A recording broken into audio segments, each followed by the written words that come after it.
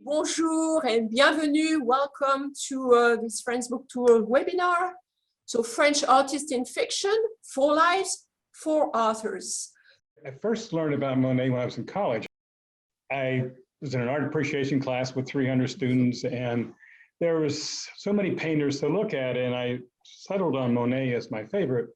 And I chose at that point to focus on one artist because I knew I couldn't possibly keep track of all these artists in my life, and I wanted to have one artist that I understood and appreciated, and I wanted to learn more about him. So that kind of began a 30-year plus relationship on trying to understand who he is and what he did and what his whole life experiences were like.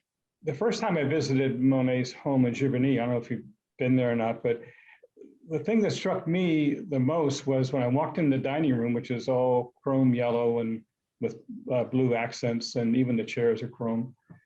There on the wall were all these strange drawings, prints, and I had no idea what they were. I had not seen them before, and I wanted to learn more about them. So suddenly my journey took on another phase. You know, my research had to include those as well. So I got back to California, and so happens that the Young Museum had an exhibit of Hiroshige, the Japanese artist who was one of the primary artists that Monet collected.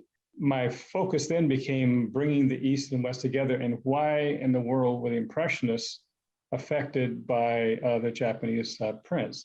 So that took a whole long journey in itself to figure out what that was all about. And I started writing and not really understanding where I was going exactly with the book. I wanted to bring in another character to really talk about Monet's personal life, the side of him that wasn't really in books. And I felt I had to have somebody that went in, had a reason to learn more about his personal life and who he was as a person. So that's when Oscar came into the picture. And the first thing he did was go into Monet's dining room to talk to Monet, and there in the dining room were all these prints that he couldn't understand. And he found out that Monet wouldn't tell him much about them, but he sent them to somebody in Paris who did. So he goes to Paris, he learns about the Japanese art to some extent.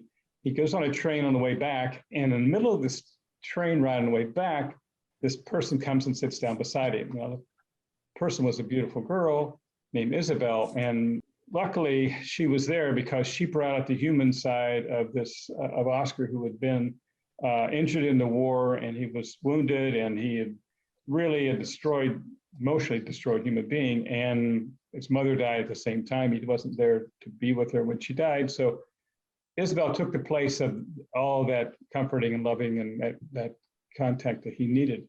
And so throughout the book, Monet keeps introducing Oscar to characters within his life. And these introductions were actually factual. The people were real, the places were real, the events were real, the conversations were not, of course, because those conversations were not recorded, but it gave a much broader and more detailed view of who Monet was a person and how he interacted with his friends and his family. So I was able to use this foil, this Oscar, as a person to really understand and grasp who Monet was and what he was doing.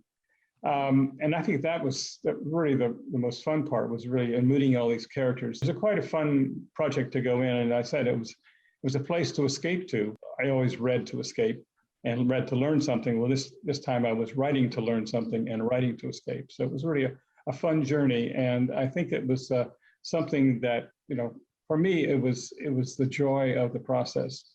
If you get it and you read it and you like it or you don't like it, whatever you say, please leave a comment, because comments are what's important to all of us who write books. And I'd like to hear more about your opinions of what you liked about it. I would just say au revoir and maybe see you next time. A bientôt.